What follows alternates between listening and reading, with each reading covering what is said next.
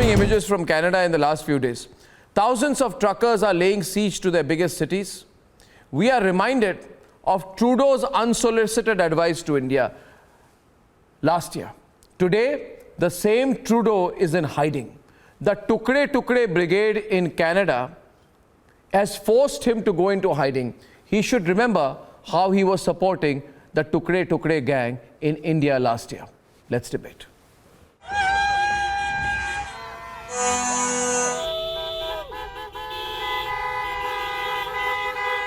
Convoy of truckers making their way to the Canadian capital of Ottawa over the weekend. Thousands of protesters protesting on the streets against the COVID rules and vaccine mandates.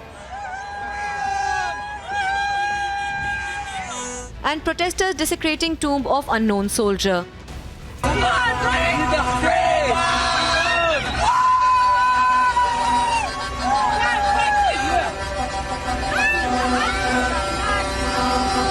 The situation in Canada has been unprecedented. So much so that certain reports indicate that Prime Minister Justin Trudeau and his family were shifted to a safe house amid the anti-government sentiment.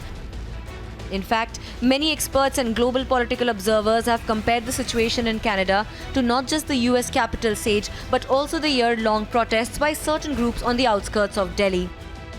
And the similarities cannot be missed.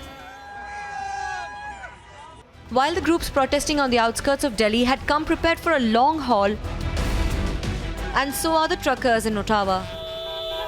But everybody here is so supportive.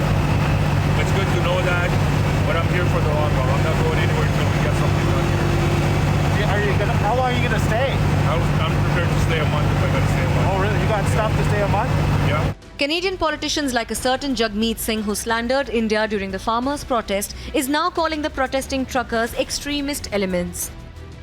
And the Canadian Prime Minister, who had stood by the protesters in India last year, has now reportedly gone into hiding when a similar protest is raging on the streets of his capital city. The situation is concerning, and we're all very worried about family and friends. I know that's the reality for many of you. Let me remind you, Canada will always be there to defend the right of peaceful protest. Canada has for far too long patronized Khalistan terror elements like Mohd Haliwal, who called for violence in India last year. That you are separate from Punjab and that you are separate from the Khalistan movement. Now, with Canada itself on the brink of a civil war, it's time for Justin Trudeau to introspect.